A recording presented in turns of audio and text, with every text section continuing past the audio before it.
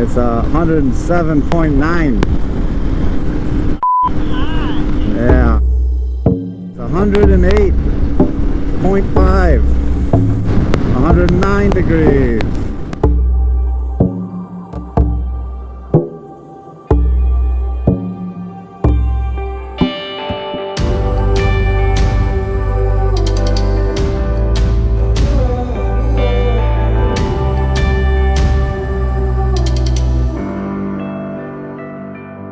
Hey everyone, welcome back to another episode of Notier's Frontiers Diaries. In the last episode, we were at Sequoia National Park, kind of by accident. We really wanted to go to Yosemite, but ended up at Sequoia's. Wow. Wow. Wow. Sequoia National Park.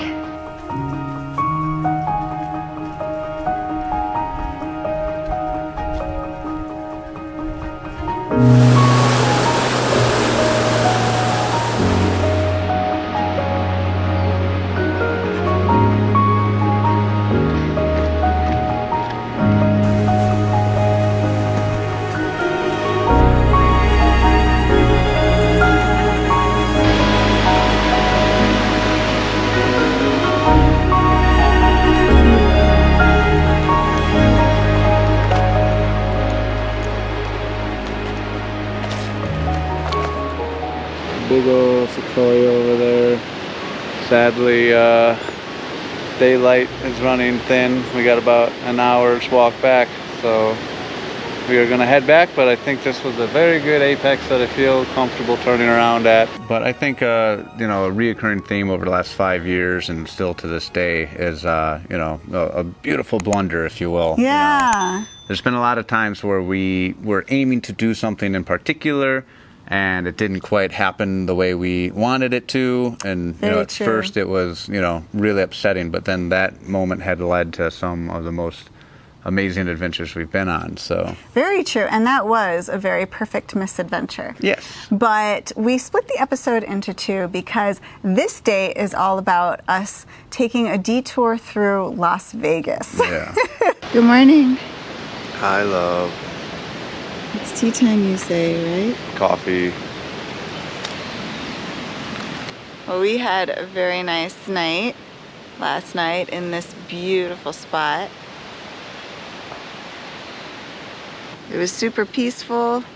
Last time I was here, I was really concerned about being eaten by bears because there's all these signs all over the place that talk about, protecting yourself from bears and storing your food and things like that.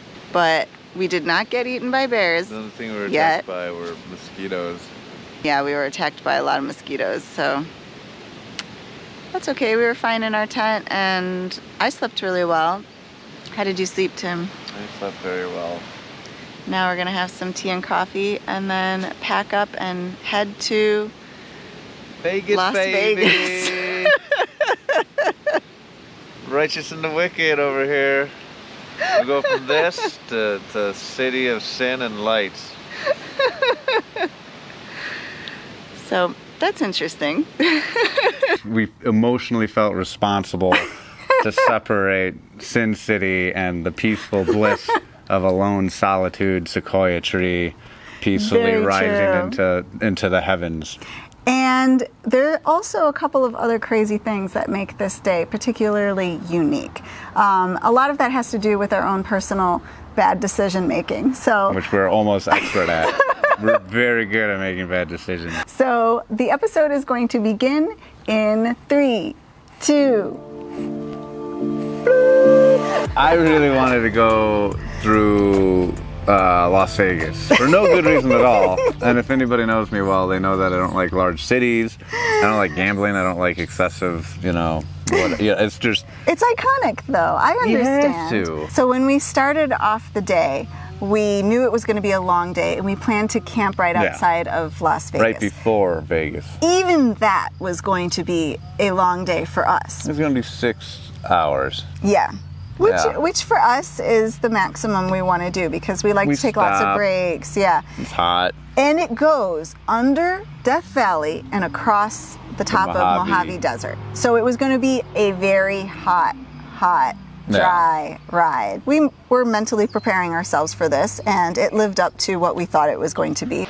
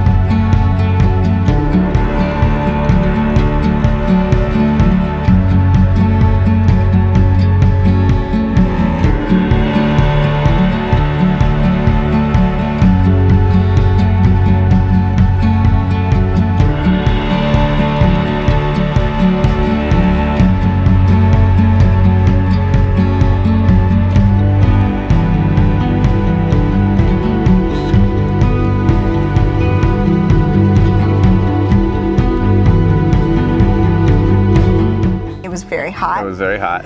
It was very dry.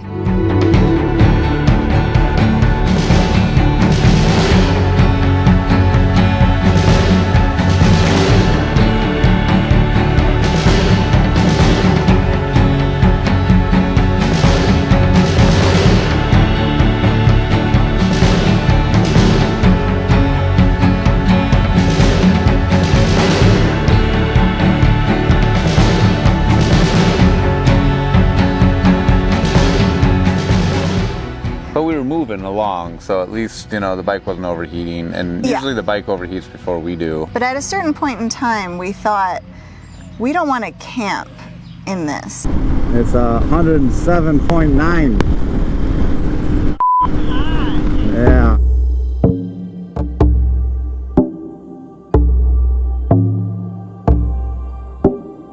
It's 108.5. 109 degrees. We stopped at a gas station. I looked at the weather for where we wanted to camp that night, and at like 10 o'clock it was going to be like 98 degrees, and I was like, yeah, that sucks. 3 in the morning it was going to go down to 93. Yeah. And when we're in our tent, even with the fly off, it still traps the heat in there. Yeah. And we thought, you know what? Could there be some better option for the night? But it was a Friday. It was a Friday. And that's just the worst day. Is, you know, Friday, Saturday.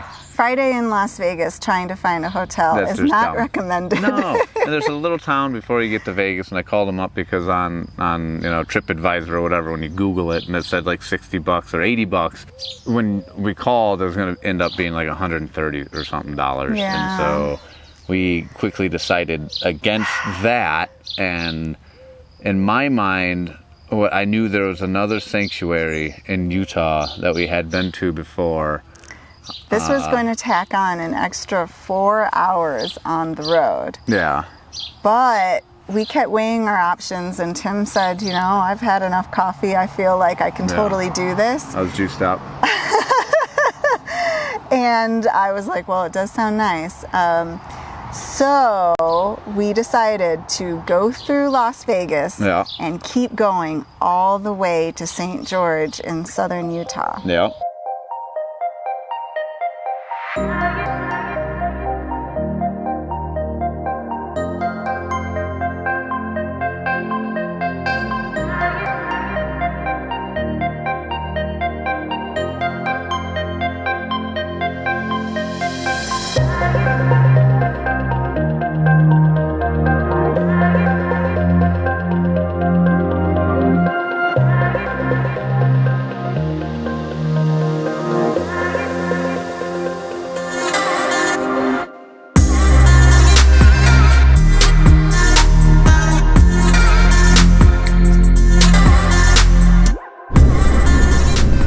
heard of this thing called 7 mountains.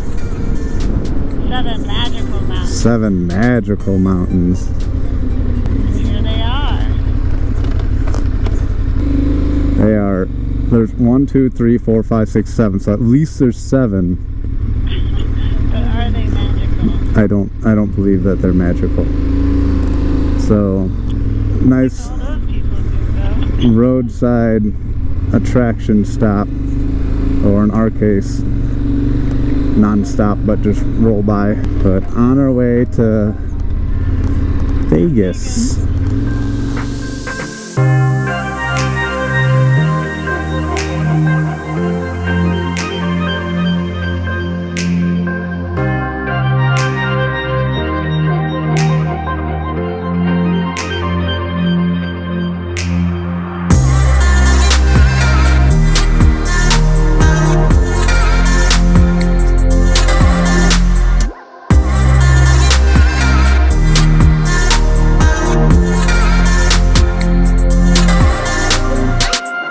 Vegas was like a main strip with, like, you know, the pyramid thing and the Statue of Liberty thing and MGM.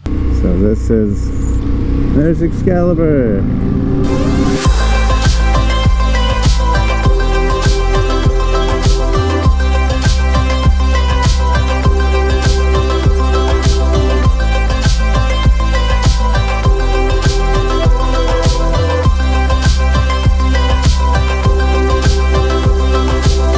Carrot Top, Blue Man Group, Chippendales.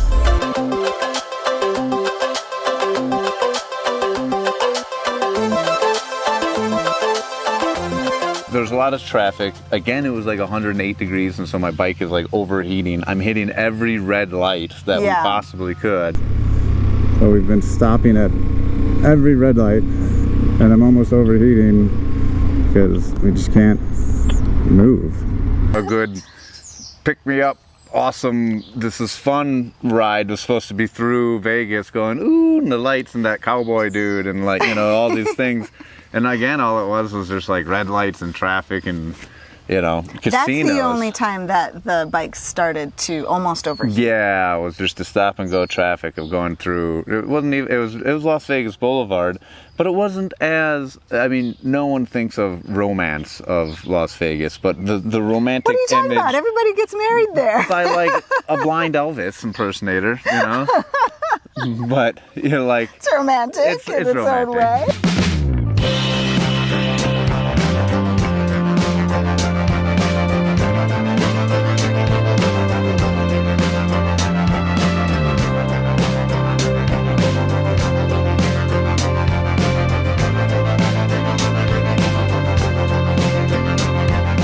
yeah, I was struggling because the bike was hot. Yeah. I wasn't nearly as, it was everything I thought it would be and less, you know? It was, I'm not sure what exactly you thought it was going to be, because it was definitely everything I thought it was going to be. I thought it was an actual, a boulevard with pretty crap in the middle, and you ride by and it's like, hey, there's the guy from Pawn Stars, that's cool, you know? And like, oh, there's MGM, that's, you know, and there's the waterfall going all crazy. It was like that. No, we got to see all of that. It was like driving through Chicago in rush hour traffic if it was just built of casinos. But so we kept pushing forward. We did. We can officially say we've been to Vegas. And then very proudly say we left Vegas. So we had our time in Las Vegas, and Short we but thought, brief. Okay, Yeah. that's done. I dabbed my foot into Sid City, and then I twisted the throttle out of it. Yep. And got back on 15 or whatever it may be, and headed east towards the sanctuary of St. George, Utah. St. George, Utah. Now, I was concerned because it was such a long day. I thought that after so much coffee, Tim was going to just kind of crash, and we were going to be in the middle of nowhere with no options. Crashes in, like... No, I mean, no, not crash words. into something. Choose your words Hopefully carefully not, here. no. But just that he was going to get really tired all of a sudden. The sun started setting, but actually that last part of the ride was for me at least, was one of the most enjoyable parts of the day.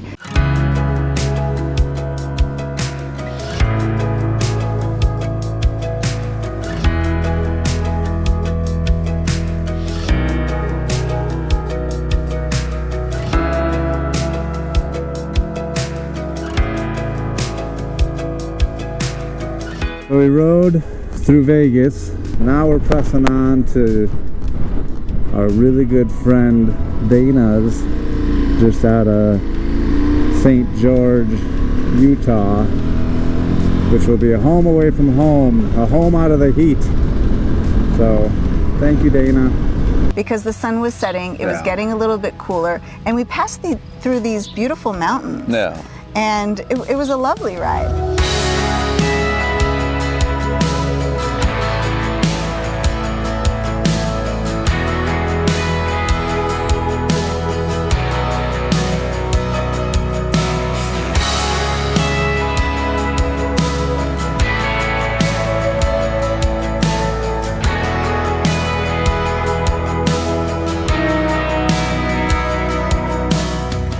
Don't ride at night, and we knew we were going to bounce into that, but we weren't riding at night like off-road in some crazy, you know, part of the world we weren't aware of. It was only like 20-30 minutes of riding at night, and we got to see a sunset while riding, which again we rarely get to see.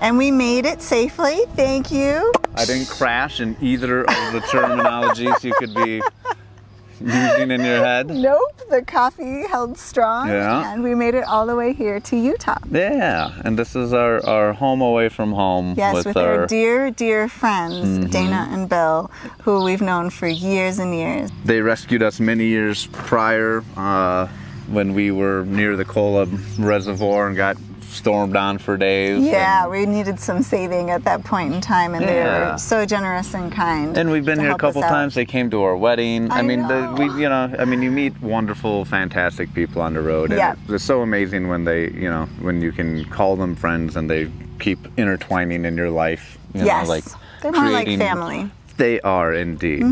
So in the next episode, tomorrow morning, we are leaving for Yellowstone. Yay. We're so excited. We're going to be joining a Temple of Moto tour through Yellowstone. It's going to be my birthday. I'm going to be old. Oh no. I think it's 4-0. Yes, it is. Wow. Yes, it is. It will be my birthday, and it will also cover our anniversary of when our I wedding, proposed, and the anniversary of him proposing where I proposed in Yellowstone. It's crazy. It's like all the things. It's a quadruple something. Yeah. So stay tuned. Dun, dun, dun, dun. And I hope you liked this episode. If you did, please give us a big thumbs up and hit the subscribe button below. Ding ding. And we'll be seeing you next time. Peace, everybody. Bye. Stay safe. Oh.